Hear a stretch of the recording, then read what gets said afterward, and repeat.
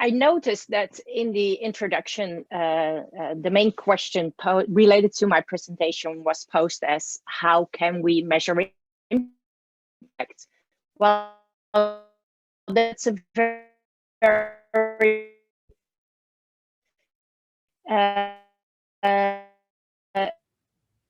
intriguing question. It's a very hardcore, dependent on measuring impact, actually, of impact measurement, and also to explain that it's very dependent upon what type of enterprise you are, whether you're a real social enterprise or whether you are an enterprise who pretends to be socially or in between, or so where are you in the spectrum? So I'm the academic director of Impact Centre Erasmus, which is a research center at Erasmus University, and we focus mainly on impact thinking, impact strategies, impact measurement. And we do that with a group of people and also some PhD students, some postdocs, researchers, student assistants, and we try to put the impact way of thinking on the table everywhere we come. But we do that in a quite critical way because we see that there is a lot of attention for impact, but there is also a lot of greenwashing. So a lot of organizations are mainly interested in impact measurement to be accountable or to show up. And from my perspective, that's not the best reason actually to be involved in impact measurement.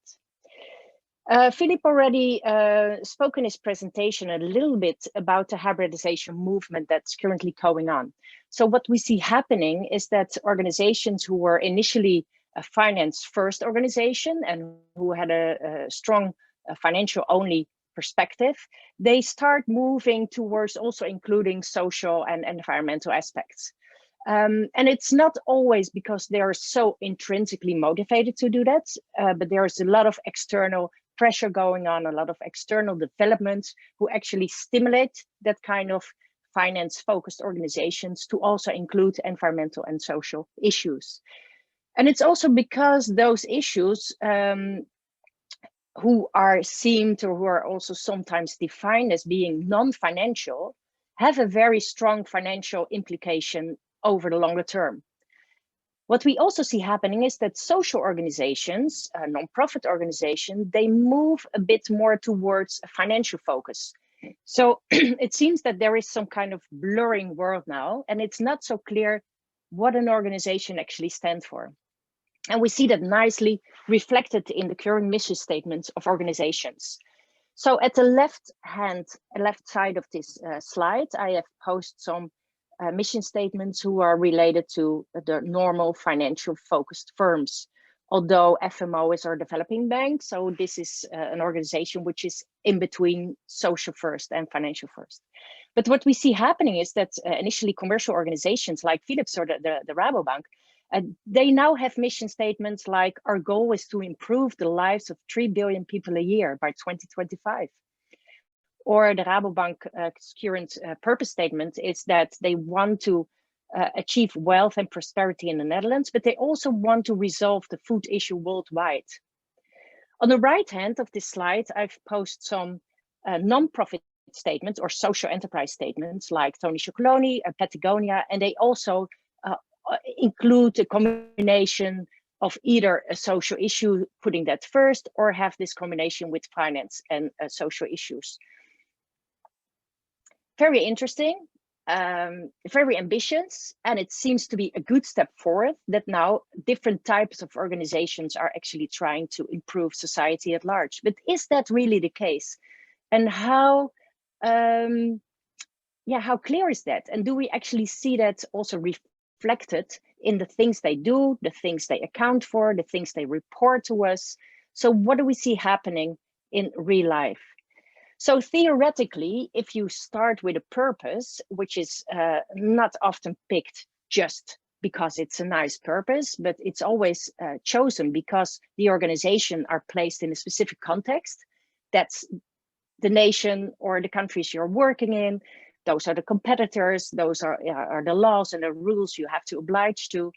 So within this context, an organization picks its own position. And that's often defined in an ambition, and which is reflected in a vision, a mission, or sometimes called a purpose statement. So the purpose statements explains to us what this company wants to do and what they want to achieve and what type of organization they want to be.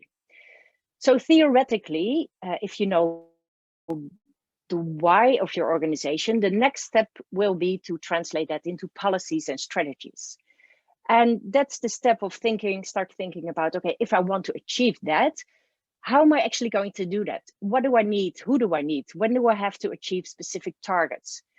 And if that's clear, then you can start implementing or executing your activities. So that could be producing products. It could also teaching students. It could also be helping poor people to develop themselves. So the activities and the implementation of those can be everything.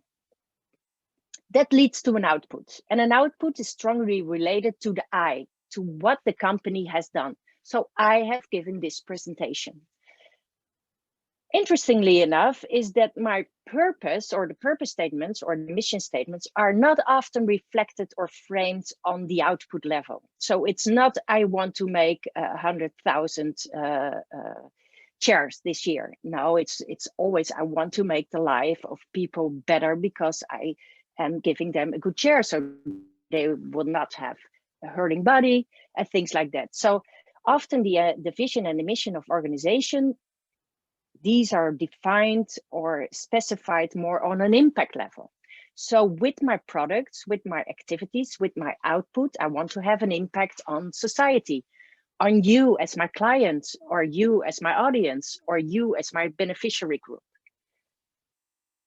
And in the information that's provided by organization, we do not read a lot of information related to that. So at the Impact Center, we use quite a simple definition of impact. So we say impact is the effect, additional effect of your organization on society. And society includes stakeholders. So that could be your company, it could be your investees, it could be your employees, but also on the economic, the environmental, and the social dimension.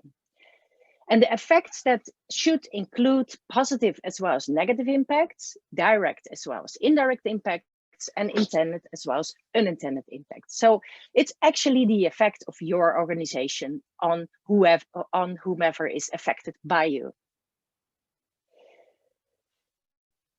So although we see all those nice mission statements, we have done a lot of research in what is the background of those kind of organizations. And we have defined 5 different approaches or business models that organizations actually use.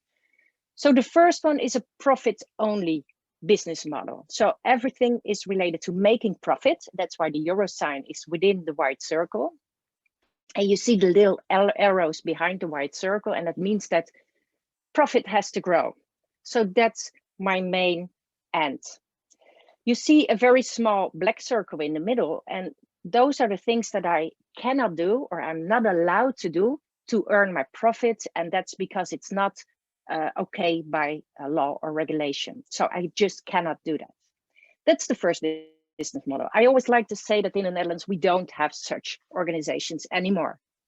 Because I think all organizations in the Netherlands and yeah, perhaps even Europe, but I'm not so sure about that, is that almost every organization has to oblige or is requested to or is pressured to also involve any issues related to the environmental, the social, and governance issues. So the ESG. And that means those type of organizations, they want still to earn a lot of money. They want to increase their profit, but not despite everything. So they don't want to be involved in child labor. They don't want to be involved in excessive environmental pollution. They don't want to be involved in fraud or corruption cases. So yes, it's all about the money, but not despite everything. But we use, or those kind of organizations use the ESG approaches, also called corporate social responsibility or corporate responsibility, however we like to call it. That's actually a means to the end of making even more profit. A third business model, and here it becomes much more interesting, is that you see within the white circle a combination of profit, so the euro sign, plus impact. And that's what we see reflected in the current mission statements of large firms. So yes, we want to make profit, but we also want to have this positive impact. And what you can imagine is that organizations who use this business model, they're always in the stretch between money or environmental issues, social issues, because as long as it is a win-win situation, it's obvious, it's clear. But if it is a win-win situation, then probably even organizations who are still in business model one would also undertake those activities. So if it's a win-win, it's easy, but it's not often a win-win situation in practice, at least not on the short term. It's often that it's cost a bit more money, but it has a positive impact on society on the short term. On the long term, of course, it has to also improve the profit perspective.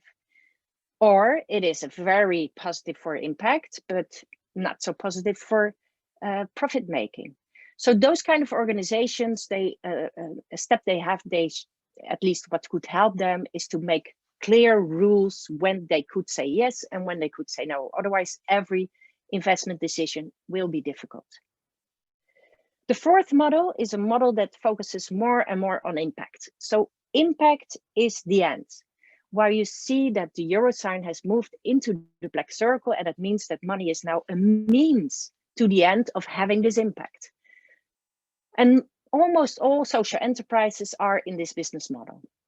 So they use the money to enlarge, to scale up the impact they want to have, or they hope to have, they envision to have. The fifth and last business model is a typically non-profit business model or foundation business model. So it's all about the impact. Money doesn't matter that much. As long as there is money, they will do their things, and they just aim to have this positive impact. What is difficult in practice is that we see organizations move from business model to business model.